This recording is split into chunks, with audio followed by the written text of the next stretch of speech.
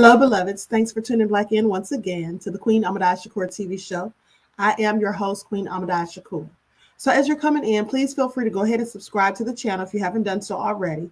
Be sure to click the notification bell and click the word all so that you're notified each time the Queen Goddess goes live. Don't forget to follow me on Instagram at Queen Ahmadiyyah Shakur, and be sure to follow the Queen Ahmadiyyah Shakur fan page. You can also find me on Twitter at DGoddess27. Text the word Royals to 1-844-589-6096 in order to receive occasional text offers, notifications, and alerts. So let's get into it. This is a very sad and harrowing story, beloveds. You see, Bill Gates says that conspiracy theories involving his name are keeping many Americans from receiving the stupid 19 venom. So let's talk about it.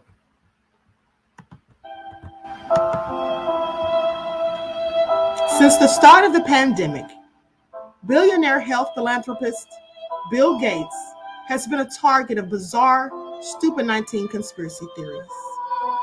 Now Gates says those rumors and pieces of disinformation are keeping many Americans from getting venomized against stupid 19 and thus delaying the end of the pandemic. Now, I don't know about you people, but I didn't know there was ever going to be an end to the pandemic. In fact, I thought it was the forever pandemic, like the forever purge, but I digress. So in a blog post just last week, Gates wrote that conspiracy theories that unfortunately involve him have impacted stupid 19 uptake in the United States, and added that he expected the venom rates to be much higher by now. Now, as of today, 61% of the U.S. population is fully venomized against stupid 19, and that's according to data from the Centers for Disease Control and Prevention. They say at least 83 other countries or territories have higher fully venomized rates, according to World Health data.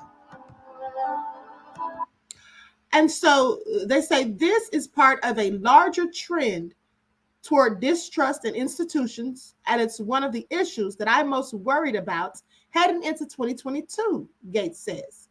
A survey published in November by the Kaiser Family Foundation shows how rampant venomization misinformation is, saying that 78% of U.S. adults either believe at least one piece of misinformation about stupid 19 or the venom, or they're unsure whether the misinformation is true or false. Now, among those surveyed, the most common stupid 19 myths included that the government is exaggerating the number of stupid 19 deaths and that pregnant women shouldn't get the venom. Both myths are absolutely false. Experts say that the CDC may actually be undercounting the deaths.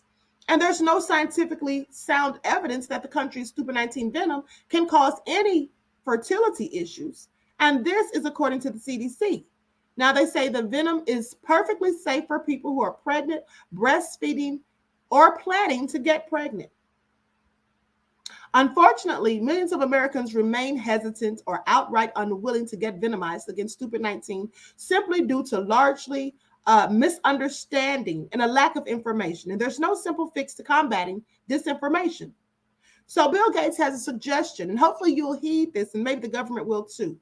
He says the government should have a clearer rule, or they should in fact have clearer rules about social media to prevent people from sharing falsehoods, particularly information that's harmful to people's health. He says a video falsely claiming that stupid 19 venom makes you infertile should not even be allowed to spread widely across the guise under the guise of being news. Well, I'll say this much. One thing that I can say is this is all very serious when he talks about disinformation and misinformation and falsehoods and all these things. I think that if he wants to point those things out, he should probably start with Mark Zuckerberg and Facebook, seeing as how they just recently had to admit in court that, in fact, their fact checkers were fake checkers and who no longer could be trusted. I don't think they should have been ever trusted in the first place, but that's just me. But they don't have any facts. They just have opinions.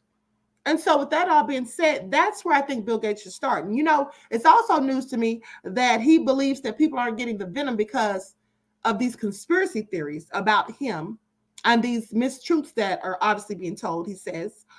I actually thought that maybe it was the fact that his father was good friends with Margaret Sanger, who's a known eugenicist, who in fact said that Black people should be exterminated like weeds, and who also came up with the idea to have Planned Parenthood, which was previously called the Negro Project. I thought maybe that had a little something to do with it, along with the fact that he doesn't have a degree in virology, epidemiology, biology, science, no medical degrees whatsoever. And in fact, he can scarcely prevent viruses on Microsoft. I mean, I just thought that was probably the reason no one's listening to him. But what do I know?